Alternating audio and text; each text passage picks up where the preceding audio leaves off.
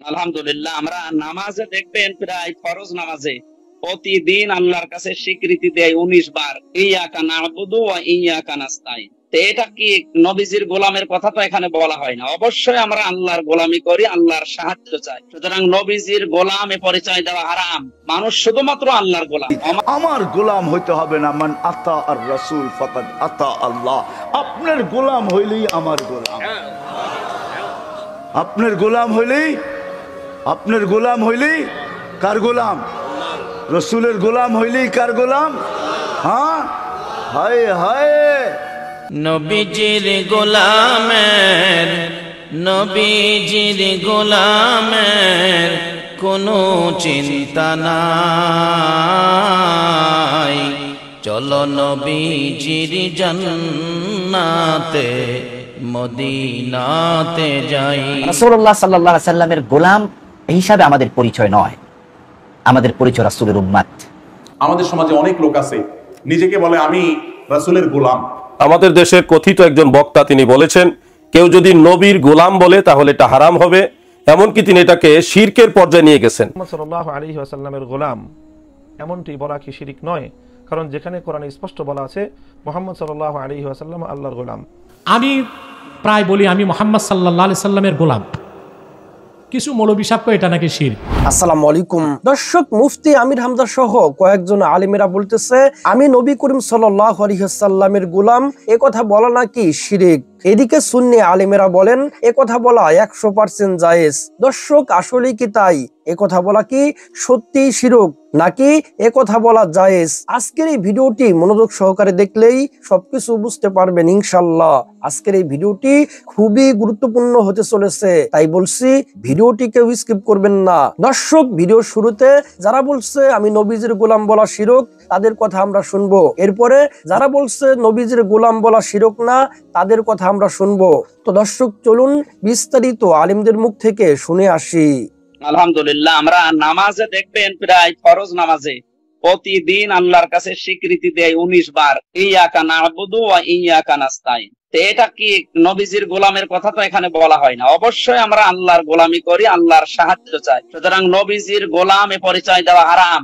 মানুষ শুধুমাত্র আল্লাহর গোলাম। ওমা খালাকাতুল জিন্না ওয়াল ইনসা ইল্লা লিয়াবুদুন, সূরা জারিয়াতের 56 নম্বর আয়াত। মানুষ আর জিনকে আল্লাহ বানিয়েছে তার গোলামি করার জন্য। পৃথিবীর অন্য কারো জন্য আমি গোলামি করা জায়েজ নেই, এবং এই পরিচয় দেওয়াও হারাম যে আমি অমকের গোলাম, অমক পীর সাহেবের গোলাম, অমক রসুলের গোলাম। না, আমাকে পরিচয় দেওয়া লাগবে আমি আল্লাহর গোলাম, রাসূলুল্লাহর উম্মত। আমরা রাসূলুল্লাহর গোলাম না। হারাম কাজে আছেন, আপনারা অবশ্যই বেরিয়ে আসবেন। আজ থেকে রাসূলের নাম দিয়ে আপনি আরো একটা মারাত্মক অপরাধ করে, একটা শিরিক করে বিদায় নিন। রাসূলুল্লাহ সাল্লাল্লাহু আলাইহি সাল্লামের গোলাম হিসাবে আমাদের পরিচয় নয়, আমাদের পরিচয় রাসূলের উম্মত। আমরা আল্লাহর বান্দা। কোন সাহাবী নিজের বিনয় প্রকাশ করতে গিয়ে নিজেকে রাসূলুল্লাহর গোলাম বলেছেন, এটা আমরা পাই না। আবু বকর সিদ্দিক রাদিয়াল্লাহু তাআলা আনহু বিশ্বনবীর সবচেয়ে প্রিয় জন ছিলেন, কিন্তু তিনি নিজেকে রাসূলের গোলাম বলে পরিচয় দিয়েছেন এমন কোন হাদিস আপনার চোখে পড়েছে? ওমর ফারুক রাদিয়াল্লাহু তাআলা আনহু বিশ্বনবীর প্রতি সবচেয়ে শ্রদ্ধাভাজন অন্যতম সাহাবী ছিলেন। রাসূলের সবচেয়ে বেশি শ্রদ্ধা লালন করতেন নিজের মনে, রাসূল উনাকে বেশি ভালোবাসতেন। কেউ নবী হলে রাসূলের পরে ওমর হতো সেই নবী, কিন্তু তিনি কি কখনো বলেছেন আমি রাসূলের গোলাম? সাহাবায়ে কেরাম ভাষা ব্যবহার করতেন না, পরবর্তী ওলামারাও এটা ব্যবহার করেননি, বরং আমরা রাসূলের উম্মত। আল্লাহর হাবিবও উম্মতি উম্মতি শব্দ বারবার বলেছেন। এখন আমরা কেন হঠাৎ করে গোলাম শব্দ বলে তৃপ্তি পাবো? এই শব্দ সন্দেহ তৈরি করে। টাকনুর নিচে কাপড় পরলে যেমন সন্দেহ তৈরি হয়, অহংকার না থাকলেও হাদিসে আছে অহংকার বসে টাকনুর নিচে কাপড় পরলে আল্লাহ ফিরে তাকাবেন না। তো কেউ যদি বলে আমার তো অহংকার নাই, আমি টাকনুর নিচে কাপড় পরবো, লোকজন তাকিয়ে দেখবে, লোকজন তার বুঝবে না অহংকার আছে কিনা, আপনার ব্যাপারে বদ ধারণা করবে, মনে করবে যে আলেম হইয়া উনি টাকনুর নিচে কাপড় পরে, কিন্তু আপনার অন্তর অহংকার নাই, এটা আপনিই না জানেন যে আপনি কোন সেন্সে পড়েছেন। তো ঠিক রাসূলুল্লাহর গোলাম যে আপনি বলছেন, আমাদের দেশে একদল লোক তো পীরেরও গোলাম হয়, পীর বাবা বলে, আবার অনেকে পীরকে সেজদা করে, পীরের ইবাদত পর্যন্ত করে।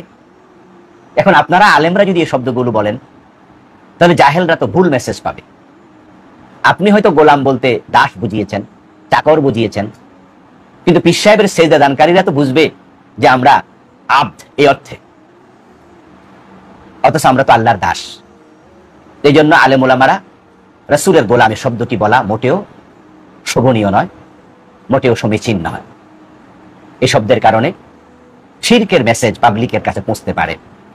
কারণ এই দেশে অনেক জাহেল আছে যারা পীর সাহেবদের ইবাদত পর্যন্ত করে, তাদের নামে মানত করে, তাদের পায়ে সেজদা দেয়, তারা নিজেদেরকে রাসূলের গোলাম বলতে ওটাও বুঝে বসতে পারে। এরপর প্রশ্ন হলো, নিজেকে রাসূল সাল্লাল্লাহু আলাইহি ওয়াসাল্লামের গোলাম দাবি করা যাবে কিনা? আমাদের সমাজে অনেক লোক আছে নিজেকে বলে আমি রাসূলের গোলাম।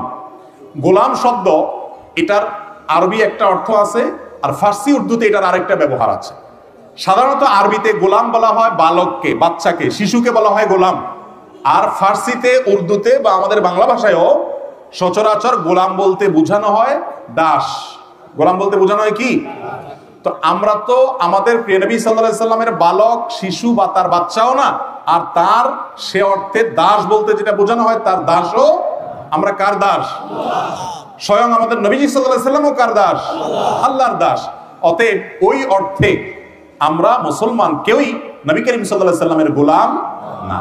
কেউ যদি নবী করিম সাল্লাল্লাহু আলাইহি সাল্লামের গোলাম বলতে বোঝান যে আমি নবীর অনুসারী, আমি নবী সাল্লাল্লাহু আলাইহি সাল্লামের কথা মতো চলি, তার কথার বাইরে চলি না, এই অর্থে নিজেকে গোলাম বলতে চান, তাহলে সেটা হয়তো বলতে পারেন। কিন্তু এই অর্থে এরকম একেবারে বাছাই করে আপনার সকল আপনার যে অর্থগুলো আপত্তিকর সে অর্থগুলো থেকে বাঁচিয়ে এরকম অর্থ, রিজার্ভ অর্থ নিয়ে কেউ গোলাম বলে, এটা খুব জটিল এবং কঠিন বিষয়। এরকম দুষ্প্রাপ্য এরকম হওয়ার কথা না। এই জন্য মুসলমান আমরা সবাই আব্দুল্লাহ, আব্দুর রহমান, আমরা কেউ নবী করিম সাল্লাল্লাহু আলাইহি সাল্লামের গোলাম বা দাস নই, বিধায় এরকম রাখা উচিত না। এরকম নাম হোসাইন নামক আইডি থেকে এক ভাই প্রশ্ন করেছেন, হুজুর আমরা কিংবা আমি মুহাম্মদ সাল্লাল্লাহু আলাইহি ওয়াসাল্লামের গোলাম, এমনটি বলা কি শিরিক নয়? কারণ যেখানে কোরআনে স্পষ্ট বলা আছে মুহাম্মদ সাল্লাল্লাহু আলাইহি ওয়াসাল্লাম আল্লাহর গোলাম, তো মানুষ কি মুহাম্মদ সাল্লাল্লাহু আলাইহি ওয়াসাল্লামের গোলাম এ কথা বলা যাবে? আমাদের দেশে একজন নামকরা বক্তা রয়েছেন, তিনি সবসময় মিলাদ কিয়ামের পক্ষে কথা বলতে গিয়ে নিজেকে বলেন আমি নূর নবী মুহাম্মদ মুস্তাফা সাল্লাল্লাহু আলাইহি ওয়াসাল্লামের গোলাম। কথাটা কি শিরক কিনা বিষয়টি জানাবেন। প্রিয় দর্শক, আমরা জানি যে গোলাম শব্দটি এটি আসলে আরবিতেও এক শব্দ ব্যবহার হয়, আবার গোলাম শব্দটি ফার্সি ভাষায় ব্যবহার হয়, এবং দুই ভাষায় গোলাম শব্দের অর্থ সম্পূর্ণ ভিন্ন ভিন্ন। আরবি ভাষায় গোলাম বলা হয় সন্তানকে অথবা বালককে, ছোট মানুষকেও গোলাম বলা হয়, সন্তানকেও গোলাম বলা হয়। আরবি ভাষায় গোলামের এই অর্থ। আর ফার্সি ভাষায় গোলামের অর্থ যেটা বাংলায় আমরা বুঝি যে গোলাম মানে হলো কৃতদাস, এরকম দাস অর্থে গোলাম ব্যবহার হয়। আরবিতে এই দাস অথবা গোলামের প্রতিশব্দ হলো আব্দ। এই জন্য কোরআনে পাকের মধ্যে আল্লাহ নবীকে আব্দুল্লাহ বলা হয়েছে এবং আব্দুহু বলা হয়েছে। রাসূল সাল্লাল্লাহু আলাইহি ওয়াসাল্লাম হলেন আল্লাহ পাকের আব্দ। ওই আব্দের অনুবাদ আমরা বাংলা ভাষায় করে থাকি গোলাম, এবং এই গোলাম শব্দটি বাংলা ভাষায় এসেছে মূলত ফার্সি থেকে। এখন প্রশ্ন হলো, কোনো ব্যক্তি আল্লাহর গোলাম হওয়া ছাড়া বা আল্লাহর দাস হওয়া ছাড়া অন্য কোনো মানুষের দাস হতে পারে কিনা? এই বিষয়ের স্পষ্ট জবাবের জন্য আমাদেরকে আরেকটি বিষয় বুঝে নিতে হবে। সেটি হলো, দেখেন আসলে দাস দুই অর্থে ব্যবহার হয়। যেমন আল্লাহ রসুলের যুগেও, ইসলামের প্রথম যুগেও দাস প্রথা বিদ্যমান ছিল। সেখানে একজন মানুষ আরেকজনের কৃতদাস হিসেবেও থাকতো। সেই কৃতদাসের প্রথা এটি ইসলাম ধর্মে সিদ্ধ এবং বৈধ পন্থায় ছিল। যারা কৃতদাস তাদেরকে কোনো ব্যক্তির দাস বলা হতো, কোনো ব্যক্তির গোলাম বলা হতো, কোনো ব্যক্তির আব্দ বলা হতো, যে আব্দু ফুলানিন, অমুকের দাস, অমুকের কৃতদাস, অমুকের গোলাম, এই অর্থে। আবার আল্লাহ পাক রব্বুল আলামিনের আব্দুল্লাহ ওয়া রাসূলুহু আব্দুহু, আল্লাহ পাকের দাস এই অর্থেও ব্যবহার হয়। তাহলে কোনো মানুষের দাস হতে পারে না, এটা ঠিক একেবারে সম্পূর্ণ এভাবে বলা যায় না। তবে যেই অর্থে আল্লাহর দাস, সেই অর্থে মানুষ অন্য কোনো মাখলুকের দাস হতে পারে না। হ্যাঁ, মানুষ আরেকজন মানুষের দাস হতে পারে, যেমন ইসলামের প্রথম যুগে এটা প্রচলন ছিল এবং সেটা বৈধ এবং সিদ্ধ পন্থাতেই রয়েছে। সেটা হলো মানে কারো কৃতদাস হতে পারে, এবং তাকেও যে কারো কৃতদাস হবে তাকে তার মালিকের গোলাম বলা হয় বা তার মালিকের দাস বলা হয়, এবং মালিককে তার মাওলা বলা হয়। এ থেকে রূপক অর্থে আরেকটি ভাষা ব্যবহার হয়। রূপক অর্থে যেমন কৃতদাস তার মনিব এবং তার মালিকের সম্পূর্ণরূপে আনুগত্যকারী হয় এবং মালিকের ইচ্ছায় সে পরিচালিত হয় এবং সম্পূর্ণরূপে তার নির্দেশনা মান্য করতে সে বাধ্য থাকে। ঠিক তদ্রূপ কোনো মানুষ যখন কাউকে এমনভাবে আনুগত্য করে তখন সে আনুগত্যের সর্বোচ্চ পরাকাষ্ঠা প্রদর্শন করণার্থে সে নিজেকে তার দাস বলে উপস্থাপন করে থাকে। তো এই অর্থে দাস একজন মানুষ অবশ্যই যার আনুগত্য সে করবে সে নিজেকে তার দাস হিসাবে উপস্থাপন করতে পারে। তবে আল্লাহ পাক রব্বুল আলামিনের দাস যে অর্থে, সেই অর্থে মানুষ নিজেকে অন্য কোনো মানুষ, অন্য কোনো মাখলুক, এমনকি স্বয়ং রাসূল সাল্লাল্লাহু আলাইহি ওয়াসাল্লামের দাস বলেও সেই অর্থে আখ্যায়িত করতে পারে না। সেই অর্থে তো মাখলুক আল্লাহর সৃষ্টি, সেই অর্থে তো মানুষ একমাত্র আল্লাহর দাস, আর আল্লাহই সকলের মালিক। কিন্তু এই আনুগত্যের অর্থে, যেটা রূপক অর্থে ব্যবহার হয়, কৃতদাসের অর্থ থেকে যে অর্থটা এসেছে, যে মানুষ যে মুনিবের যেমন আনুগত্য করত কৃতদাসরা, ঠিক তদ্রূপ কেউ যখন কাউকে এভাবে আনুগত্য প্রদর্শন করতে চায়, সম্মান প্রদর্শন করতে চায়, ভক্তি প্রদর্শন করতে চায়, তখন তাকে নিজের মুনিব এবং তাকে তার দাস হিসেবে আখ্যায়িত করতে পারে। আল্লাহ রাসূল সাল্লাল্লাহু আলাইহি ওয়াসাল্লামের গোলাম হিসেবে যে ব্যক্তি নিজেকে সাব্যস্ত করেছেন, তিনি একজন আলেম হন বা যেই হন, একজন আলোচক হন, তিনি এই অর্থেই ব্যবহার করেছেন যে নবীর গোলাম মানে হলো আমি আল্লাহ নবীর পরিপূর্ণরূপে আনুগত্যকারী। কাজে এই অর্থে আল্লাহ রাসূল সাল্লাল্লাহু আলাইহি ওয়াসাল্লামের গোলাম যদি নিজেকে কেউ বলে দাসত্বকারী অর্থাৎ আনুগত্যকারী, তাহলে এটা শিরক হওয়ার কোনো কারণ নেই এবং এটা এভাবে বলতেও আপত্তি থাকার কোনো কারণ নেই। প্রিয় দর্শক, যেমন নাকি আমরা হযরত আলী কাররামাল্লাহু ওয়াজহাহু থেকে অথবা বিভিন্ন সাহাবীদের থেকে এই ধরনের বিভিন্ন বিবরণ পাই। একটি বিবরণ রয়েছে, আনা আব্দু মান আল্লামানি হারফান ফাহুয়া মাওলায়া ইনশা বাআনি ইনশা বাআ ওয়া ইনশা আতাকা ওয়া ইনশা ইস্তারাক্কা। তিনি বলেছেন, যে ব্যক্তি আমাকে কিছু শিক্ষা দিল আমি তার দাস, সুতরাং সে আমার মালিক, আমার শিক্ষক, আমার উস্তাদ, আমার মুনিব। তিনি চাইলে আমাকে তার দাস হিসেবে রেখে দিতে পারেন, চাইলে আমাকে মুক্ত করে দিতে পারেন। এই ব্যবহার থেকে আমরা বুঝতে পারি যে রাসূল সাল্লাল্লাহু আলাইহি ওয়াসাল্লামের দাস হিসেবে, গোলাম হিসেবে নিজেকে আখ্যায়িত করা, এটি রাসূলের সৃষ্ট এই অর্থে নয়, বরং রাসূল সাল্লাল্লাহু আলাইহি ওয়াসাল্লামের আনুগত্যকারী এই অর্থেই নিজেকে দাস হিসেবে, গোলাম হিসেবে ব্যক্ত করা হচ্ছে। এতে আপত্তির কোনো কিছু আমি দেখছি না। আল্লাহ সহজ করছেন আমাদের জন্য, নাইলে আল্লাহর দাবি ছিল আতিউল্লাহ, আল্লাহকে মানো। কাকে? কাকে? আল্লাহর গোলাম হও, এটা আল্লাহর দাবি।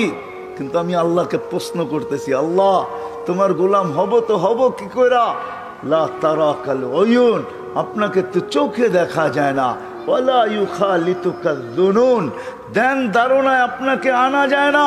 ওয়ালা ইয়াসিফুকাল ওয়াসিফুন, আপনার বর্ণনা দিয়া শেষ করা যায় না, আপনার কথাও শোনা যায় না। আপনার গোলাম হব তো হব কি কইরা? আল্লাহ যেন প্রশ্নকে মাইনা নিছেন, মাইনা নিয়া মেরাজ করাইছেন। এই জন্য ওই মেরাজ।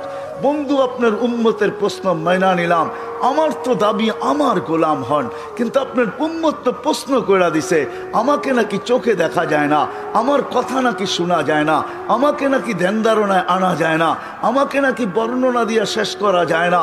বিদায় বন্ধু, মাইনা নিলাম, উঠা আসেন আমার কাছে, দেখা যান সব জগৎ, আমাকে পর্যন্ত দেখা যান, তারপরে আমি আপনার উম্মতের জন্য সহজ করতেছি। আমার গোলাম হইতে হবে না, মান আতা আর রাসূল ফাকাদ আতা আল্লাহ। আপনার গোলাম হইলেই আমার গোলাম, আপনার গোলাম হইলেই, আপনার গোলাম হইলেই কার গোলাম? রাসূলের গোলাম হইলেই কার গোলাম? হ্যাঁ, হায় হায়, শুধু এই কথা বললে চলবে না, মঞ্জুর হয় মঞ্জুর, গোলামি মঞ্জুর হয়, এটা বললে চলবে না। আমরা জীবনটা গড়া যাওয়ার জন্য আল্লাহ সহজ করছেন, নিজের বন্ধুর গোলামে ডিক্লেয়ার করে দিয়েছেন, মান আতা আর রাসূল ফাকাদ আতা। ভুল পড়লাম? কোরআন পড়লাম না? কোরআন সত্য তো? হ্যাঁ, আরেক জায়গায় বলছে ওয়া ইন তুতিউহু তাহতাদু, প্রত্যেক নামাজের ভিতরে হেদায়েত চাও, কিন্তু আমি তোমাদের দেওয়ারে হেদায়েত পৌঁছাবো তো পৌঁছাবো কি করে? আমি তো আল্লাহ, আমি তো শুধু আল্লাহ না, আমি তো আল্লাহ, আমি তো রহমান, আমি তো রহিম, আমি তো মালিক, আমি তো কুদ্দুস, আমি তো সালাম, আমি তো মুমিন, আমি তো মুহাইমিন, আমি তো আজিজ, আমি তো জব্বার, আমি তো মুতাকাব্বিরুল খালিকুল বারিউল মুসাব্বিরুল গফফারুল কহ্হারুল ওয়াহাবুর রাজ্জাকুল ফাত্তাহুল আলিমুল কাবিদুল বাসিতুল খাফিদুল রাফিউল মুইজ্জুল মুদিল্লুস সামিউম বাসিরুল হাকামুল আদলুল লতীফুল খবীরুল হালিমুল আযীমুল গফুরুল শাকুরুল আলিয়ুল কবীরুল হাফিজুল মুকিতুল হাসিবুল জলিলুল করিমুল রকিবুল মুজিব মুজিবুল ওয়াসি আল হাকিমুল ওয়াদুদুল মাজিদুল বাঈসুল শাহীদুল হকুল ওয়াকিলুল কবিয়ুল মাতিনুল ওয়ালিয়ুল হামিদুল মুসি আল মুবদি আল মুঈদ আল মুহয়ি আল মুমিত আল হাইয়্যু আল কাইয়্যুম আল ওয়াজিদ আল মাজিদ আল ওয়াহিদ আল আহাদ আল সামাদ আল কাদির আল মুক্তাদির আল মুকদ্দম আল মুআখ্খার আল আউয়াল ওয়াল আখির আল যাহির ওয়াল বাতিন আল ওয়ালি আল মুতাওয়ালি আল বাররু আত তাওয়াব আল মুনতাকিম আল আফু আর রাউফ মালিক আল মুলক যাল জালালি ওয়াল ইকরাম আল মুকসিত ওয়াল জামি ওয়াল গানি ওয়াল মুগনি আল মানি আল দার আল নাফি আল নূর আল হাদি আল বদি ওয়াল বাকি আল ওয়ারিস ওয়াল রশিদ আস সাবুর জাল্লে জালালু। আমার কাছ থেকে নিবা তো নিবা কি করে, আমি তো শুধু আল্লাহ না। তো বলছে তাইলে কি করব?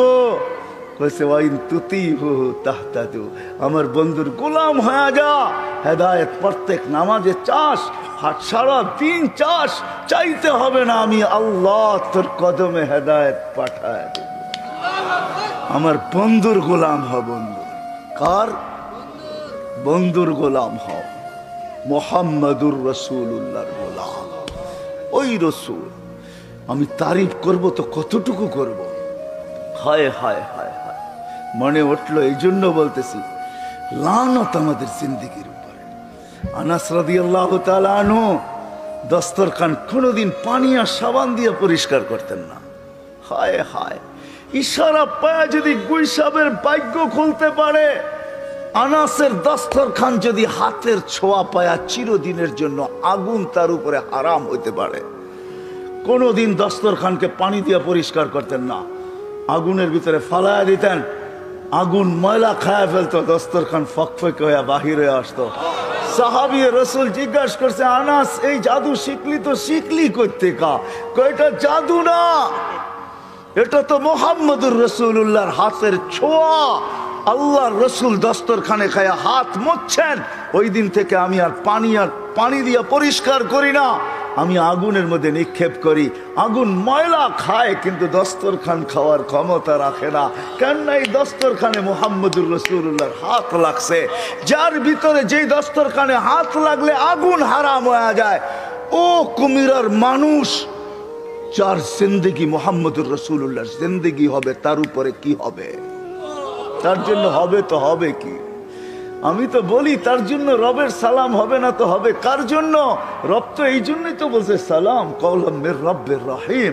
আমার বন্ধুর গোলাম হয়ে হয়, সৃষ্টি তো সৃষ্টি, আমি রব তোকে সালাম দেব, সালাম কওলাম মির রব্বির রহিম। আমি কোরআন পড়া শুনাইতেছি, আল্লাহ বলে আমি সালাম দিব তোকে, শুধু সালাম দিব না, তোকে ইস্তেকবাল করবো, ইস্তেকবাল জান্নাতের দরজায় দাঁড়ায়া। আল্লাহ রসুল বলছে ইয়াস্তাকবিলুনি উম্মতি রব্বি, আমি জান্নাতের দরজা খুলবো, খুলতে দেরি আল্লাহ আমাকে আমার উম্মতকে স্বাগত জানাইতে দেরি করবে না। দেখবো আল্লাহ দাঁড়ায় আছে, স্বাগত জানাবে, স্বাগত। আরেক রিওয়ায়াতে আছে আল্লাহ জিজ্ঞাসা করবে উম্মতকে সালাম মান বাকিয়া ইয়া আবদি, কার সালাম বাকি? তো বলবে কারো সালাম বাকি নাই, যে দেখছে সেই সালাম মেরা দিছে। শুধু দেখছে কি, মরার আগেই তো ফেরেশতা সালাম বলছে, তাতানাজ্জালু আলাইহিমুল মালাইকা আল্লাহ তাখাফ ওয়ালা তাহজান। ফেরেশতা নামতে দেখছি, নামছে, অভয় দিছে, আরে আরে অভয় দিছে ফেরেশতা, আর বলছে কোনো চিন্তার কারণ নাই, আমরা তোমাদের সাথে আছি। গার্ড অব অনার দিতে দিতে জান্নাতের দরজা পর্যন্ত নিয়ে আসছে। এইখানে যখন পচ্ছিত নতুন গার্ড অব অনার দিছে, ওয়াসিকাল্লাযীনা তাকাউ রাব্বাহুম ইলাল জান্নাতি যুমারা হাত্তা ইযা জাউহা ওয়া ফুতিহাত আবওয়াবুহা ওয়া ক্বালা লাহুম খাযানাতুহা সালামুন আলাইকুম তিবতুম ফাদখুলুহা খালিদিন। সবাই সালাম দিতে দিতে নিয়ে আসছে, শুধু বাকি তো আপনারটা বাকি, আর কারোরটা বাকি না। তখন আল্লাহ বলবে সালাম কওলাম মির রব্বির রহিম। সবাই তো শুধু সালাম দিয়া ক্ষান্ত করছে, আমি মালাই পড়ায় দিব। প্রিয় মুসলিম ভাই ও বোনেরা, সারা দেশ থেকে এবং প্রবাস থেকেও অনেক সুধীজনরা ছোট্ট একটা ভিডিও ক্লিপ পাঠিয়ে বারবার অনুরোধ করছেন এ বিষয়ে কিছু কথা বলার জন্যে। তাই অসুস্থ শরীর নিয়েও এ বিষয়ে কথা বলার জন্য অনলাইনের মাধ্যমে আপনাদের সামনে উপস্থিত হয়েছি। সেই বিষয়টা হলো, আমাদের দেশের কথিত একজন বক্তা তিনি বলেছেন, কেউ যদি নবীর গোলাম বলে তাহলে এটা হারাম হবে, এমনকি তিনি এটাকে শিরকের পর্যায়ে নিয়ে গেছেন। আউযুবিল্লাহি মিন যালিক। নিঃসন্দেহে এই বক্তব্য গুস্তাকে রাসূল, দুশমনে রাসূলদের বক্তব্য। কখনো এটা কোনো মুত্তাকি, মুহাক্কিক, ফরহেজগার, আশিকে রাসূল, আলিমের বক্তব্য হতে পারে না। আমরা অবশ্যই আল্লাহর ইবাদত করি, ইয়্যাকা না'বুদু, আমরা আল্লাহর ইবাদত করি। ওমা খালাকতুল জিন্না ওয়াল ইনসা ইল্লা লিয়াবুদুন, এখানে আল্লাহর ইবাদতের কথা বলা হয়েছে। নবীজির গোলাম বলা যাবে না এই ধরনের কথা এই দুইটা আয়াতের কোথাও নেই। আল্লাহর ইবাদত অবশ্যই আমরা করি, কিন্তু কেউ যদি মুহাব্বতান তাজিমান তাকরিমান রাসূলে পাকের গোলাম বলেন, সেটা ইসলাম নিষেধ করেনি।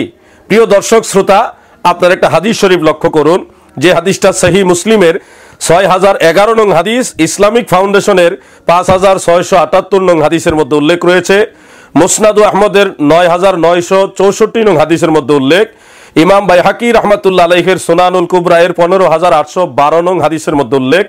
এছাড়াও আরো অনেক হাদিস গ্রন্থের মধ্যে হাদিসটা উল্লেখ রয়েছে। স্ক্রিনে আপনারা সম্পূর্ণ হাদিসটা খেয়াল করুন। আন আবি হুরায়রা রাদিয়াল্লাহু আনহু আন্না রাসূলুল্লাহি সাল্লাল্লাহু আলাইহি ওয়াসাল্লাম قال لا يقولن احدكم عبدي واماتي كلكم عبيد الله وكل نسائكم إماء الله ولكن ليقول غلامي وزاريتي وفتايا وفتاتي। এটা সহিহ মুসলিমের হাদিস, একেবারে সম্পূর্ণ বিশুদ্ধ সনদের হাদিস। এই হাদিসের বাংলা অনুবাদ ইসলামিক ফাউন্ডেশন বাংলাদেশ যেভাবে করেছেন, আপনারা স্ক্রিনে ওইভাবে ফলো করুন, লক্ষ্য করুন। হযরতে আবু হুরায়রা রাদিয়াল্লাহু আনহু থেকে বর্ণিত যে রাসূলুল্লাহ সাল্লাল্লাহু আলাইহি ওয়াসাল্লাম বলেছেন, তোমাদের কেউ আমার আব্দ ও আমাত, আমার বান্দা আমার বাদী বলবে না, কেননা তোমাদের প্রত্যেক পুরুষই আল্লাহর বান্দা এবং তোমাদের প্রত্যেক মহিলাই আল্লাহর বাদী, বরং বলবে গুলামি ওয়া জারিয়াতি ওয়া ফাতায়া ওয়া ফাতাতি, অর্থাৎ আমার সেবক আমার সেবিকা, এটা বলবে। সহিহ মুসলিমের এই হাদিস থেকে সুস্পষ্টভাবে বোঝা যায় আল্লাহ রসুল সাল্লাল্লাহু আলাইহি ওয়াসাল্লাম আমাদের দয়াল নবীজি অনুমতি দিয়েছেন, কোনো ব্যক্তি ইচ্ছা করলে তার অধীনস্থ কৃতদাসকে গোলামি বা আমার গোলাম, আমার সেবক, আমার সেবিকা এই ধরনের কথা বলতে পারবে। এটা স্বয়ং সহিহ মুসলিমের হাদিস। এই দৃষ্টিতে কেউ যদি আল্লাহ রসুলের গোলাম দাবি করেন, তাহলে এটা অবশ্যই জায়েজ হবে, অবশ্যই জায়েজ হবে, রাসূলের অনুমতি সাপেক্ষে জায়েজ হবে, সহিহ হাদিস মোতাবেক জায়েজ হবে। প্রিয় দর্শক শ্রোতা, এ বিষয়ে আপনারা আরেকটা হাদিস শরীফ লক্ষ্য করুন, যেটা ইমাম বাইহাকি রাহমাতুল্লাহ আলাইহির আল ইতিকাদ কিতাবের 341 নং হাদিসের মধ্যে উল্লেখ রয়েছে। ইমাম হাকিম নিসাপুরি রাহমাতুল্লাহ আলাইহির আল মুস্তাদরাক গ্রন্থের 434 নং হাদিসের মধ্যে উল্লেখ রয়েছে। এছাড়াও আরো বহু হাদিস গ্রন্থের মধ্যে আপনারা এই হাদিসটা পাবেন। হযরতে সাঈদ ইবনুল মুসাইয়িব রাহমাতুল্লাহ আলাইহি তিনি বর্ণনা করেন, ওমর ইবনুল খাত্তাব রাদিয়াল্লাহু আনহু একবার খুতবা দিতে গিয়ে বলেছিলেন, ওয়াযালিকা আন্নী কুনতু মা রাসূলিল্লাহি সাল্লাল্লাহু আলাইহি ওয়াসাল্লাম ফাকুনতু আবদাহু ওয়া খাদিমাহু। স্পষ্ট আপনারা খেয়াল করুন, হযরত ওমর আমিরুল মুমিনিন তিনি বলতেছেন, আমি রাসূলে পাক সাল্লাল্লাহু আলাইহি ওয়াসাল্লামের সাথেই ছিলাম, ফাকুনতু আবদাহু ওয়া খাদিমাহু, আমি রাসূলের গোলাম ছিলাম এবং খাদেম খেদমতগার ছিলাম, সেবক ছিলাম। হযরত ওমর বলতেছেন আমি নবীর গোলাম ছিলাম। এখানে আব্দুল শব্দটা গোলাম অর্থেই নেওয়া হয়েছে। তাহলে উনি এই বক্তা বলে দিলেন যে নবীর গোলাম বললে হারাম হয়ে যাবে, শিরক হয়ে যাবে। এই ফতোয়াটা কার উপরে পড়তেছে? হযরত ওমরের উপরে পড়তেছে। নাউযুবিল্লাহি মিন যালিক। প্রিয় দর্শক শ্রোতা, নিশ্চয়ই আপনাদের জানা আছে রাসূল আকরাম সাল্লাল্লাহু আলাইহি ওয়াসাল্লাম আমাদের দয়াল নবীজির একাধিক বহু সংখ্যক গোলাম ছিল। সাহাবীদের মধ্য থেকে নবীজির গোলাম ছিল। আমি কয়েকজনের নাম বলতেছি, আপনারা লক্ষ্য করুন। হযরতে যায়েদ ইবনে হারেসা রাদিয়াল্লাহু আনহু, হযরতে সাউবান রাদিয়াল্লাহু আনহু, হযরতে আবু রাফি রাদিয়াল্লাহু আনহু এবং সাফিনা রাদিয়াল্লাহু আনহু, এরা সবাই রাসূলের গোলাম ছিল, আল্লাহর রাসূলের গোলাম ছিল ওনারা। এবং নবীর গোলাম পরিচয় দিয়ে তিনারা বাগের খপ্পর থেকে পর্যন্ত রক্ষা পেয়েছে। আল্লাহর রাসূলের গোলাম পরিচয় দিলে যদি এটা হারাম হয়, শিরক হয়, তাহলে ওই বক্তার ফতোয়া মোতাবেক এই চারজন সাহাবীর উপরে কি ফতোয়া দিবেন আপনারা? লা হাওলা ওয়ালা কুওয়াতা ইল্লা বিল্লাহ। রাসূলের গোলাম বললে কখনোই এটা হারাম নয়, কখনো এটা শিরক নয়, এটা হুব্বে রাসূল, তাজিমে রাসূল, আল্লাহর হাবিবের মহব্বত। তবে অবশ্যই আমরা আল্লাহর ইবাদত করি, নবীর আনুগত্য করি, নবীর মহব্বতে নবীর গোলাম বলাটা এটা অবশ্যই বৈধ, জায়েজ। অতএব প্রিয় মুসলিম ভাই এবং বোনেরা, আপনারা সকলে সতর্ক থাকুন, সচেতন থাকুন। এই নজদি বাহিনী, নবীর দুশমনেরা কৌশলে রাসূলে পাক সাল্লাল্লাহু আলাইহি ওয়াসাল্লামের শান মান মহান মর্যাদার বিরুদ্ধে কথা বলে থাকে। এরা মূলত নবীর পক্ষের শক্তি নয়, এরা নবীর দুশমন, ইয়াজিদের দোসর, ইয়াজিদের দালাল। আল্লাহ পাক আমাদের সবাইকে জীবনের শেষ নিঃশ্বাস পর্যন্ত আল্লাহ তাআলার ইবাদত, রাসূলে পাকের মহব্বত, নবীর গোলামি করতে করতে যেন কবর পারে যেতে পারি। আল্লাহ তৌফিক দান করুক, আমিন। আসসালামু আলাইকুম ওয়া রাহমাতুল্লাহি ওয়া বারাকাতুহু। এমনে এমনে রাসূল পাঠাই নাই, বিনা প্রয়োজনে রাসূল পাঠাই নাই, প্রয়োজন ছাড়া আমি আল্লাহ রাসূল পাঠাই নাই। আমি আল্লাহ রাসূল পাঠিয়েছি, আমার একটা উদ্দেশ্য আছে। কি উদ্দেশ্য গো মালিক? আমার রব্বুল ইজ্জত বলেন ইল্লা লিউতা, আমি আল্লাহ রসুল পাঠাইছি রসুলের গোলামি করার জন্যে। আল্লাহু আকবার। রসুল পাঠাইলেন আমার আল্লাহ। আল্লাহ কয় রসুল পাঠাইছি আমার রসুলের গোলামি করার জন্যে। রসুলের গোলামির কথা বললে আমাদের সমাজে আমাদের শিরিক করে কয়, বলে না? রসুলের গোলামির কথা বললে বলে শিরিক হবে, রসুলের গোলামির কথা বললে বলে মুশরিক হয়ে যাবে। কিন্তু রব্বুল ইজ্জত কয় আমি রসুল পাঠাইছি তার গোলামি করার জন্যে। জোরে কোন সুবহানাল্লাহ।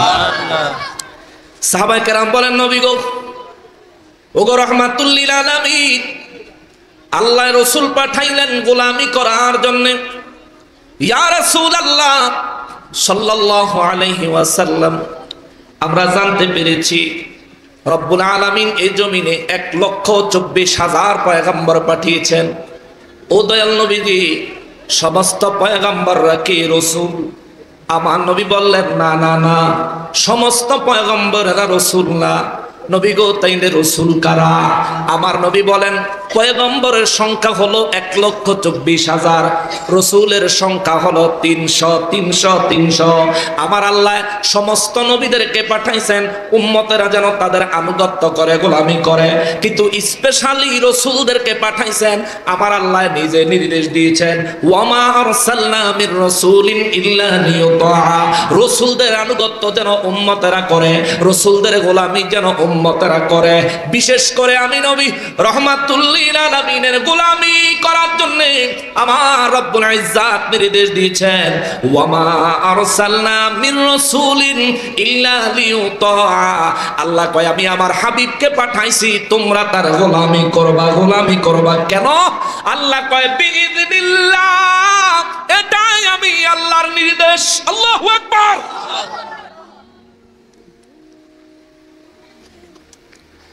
আমার রসুলের গোলামি করবা, এটাই আমি আল্লাহর নির্দেশ।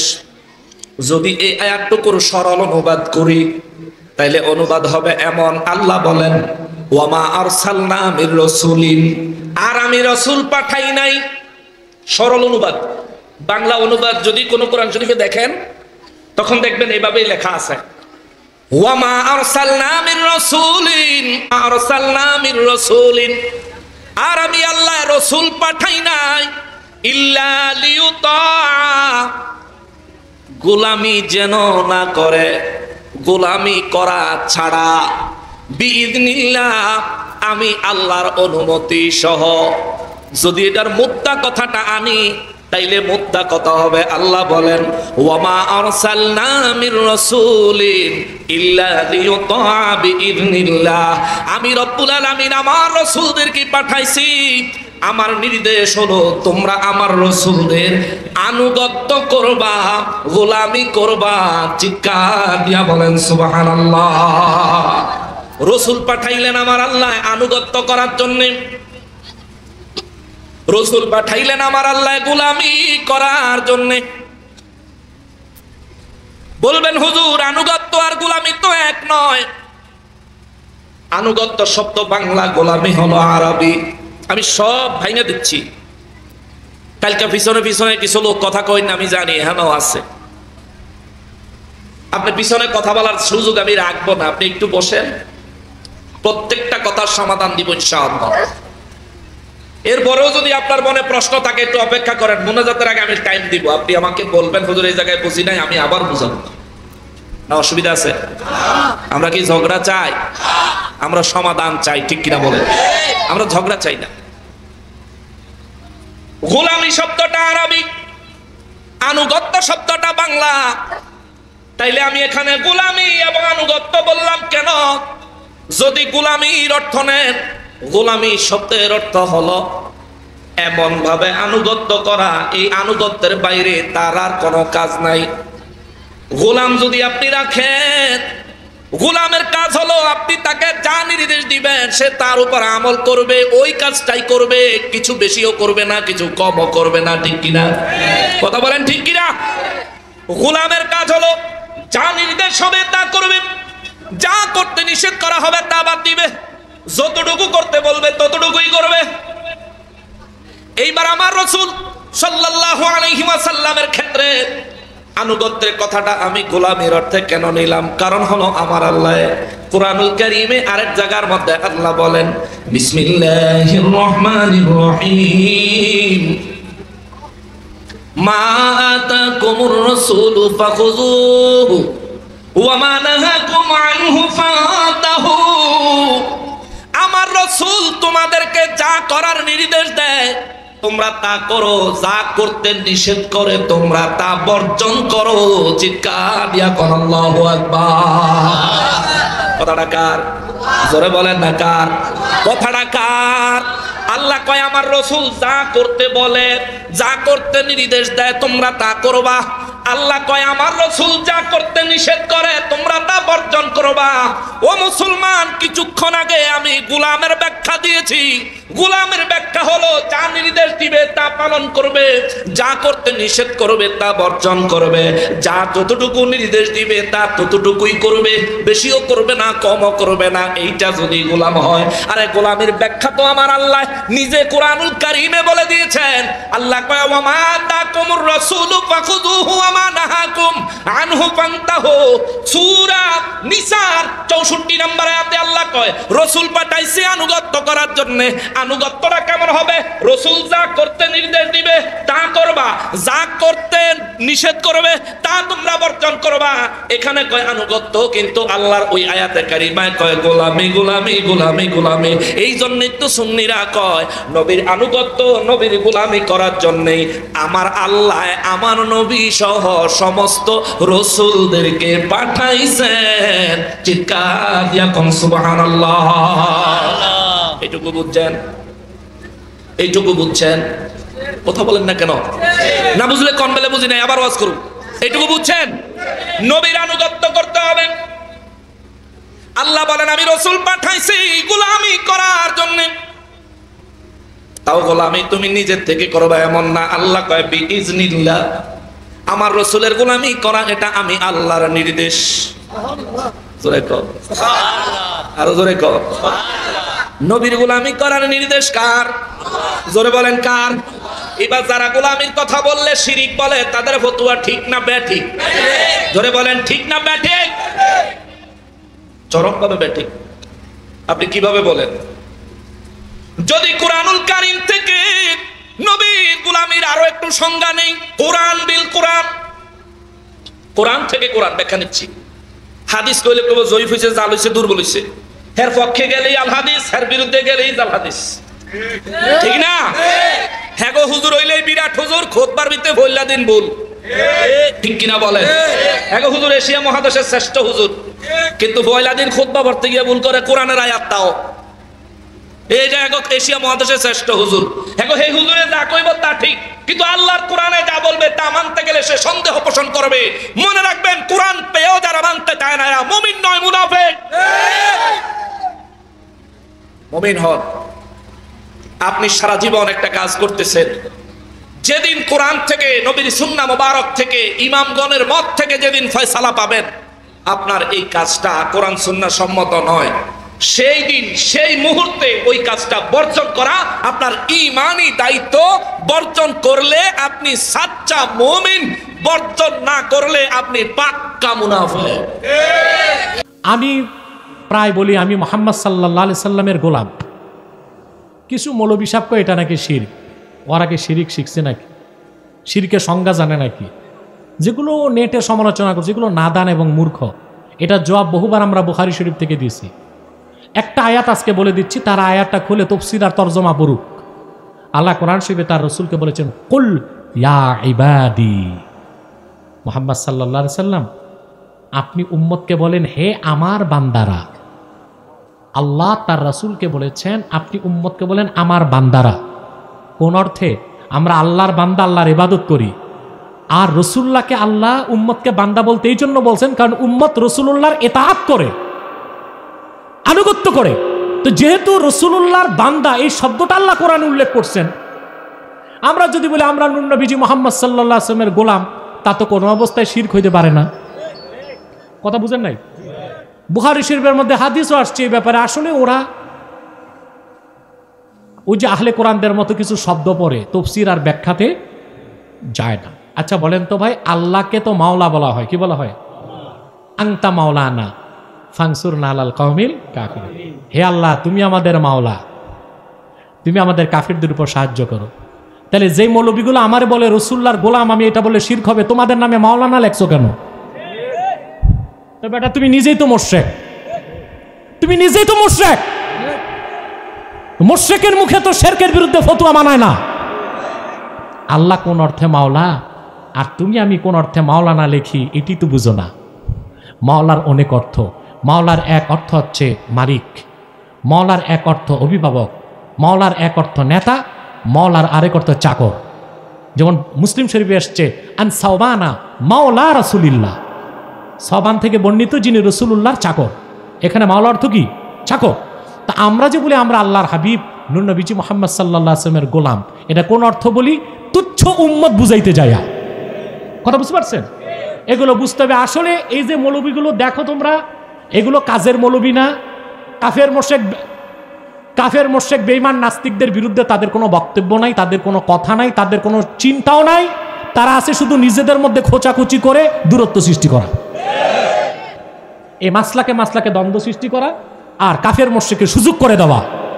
এই সব মৌলবীদের ফতুয়ায় কথায় তোমরা বিভ্রান্ত হয়েও না।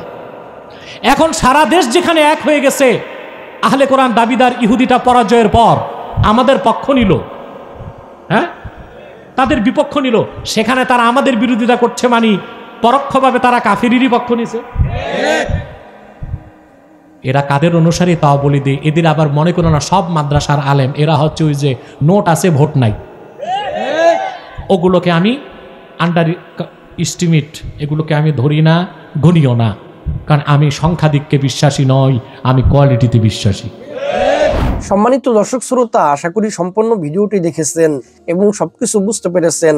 দর্শক, সম্পূর্ণ ভিডিওটি দেখে আপনারা আশা করি বুঝতে পেরেছেন কারা গুজামিল দিয়েছে আর কারা সঠিক দলিল দিয়েছে।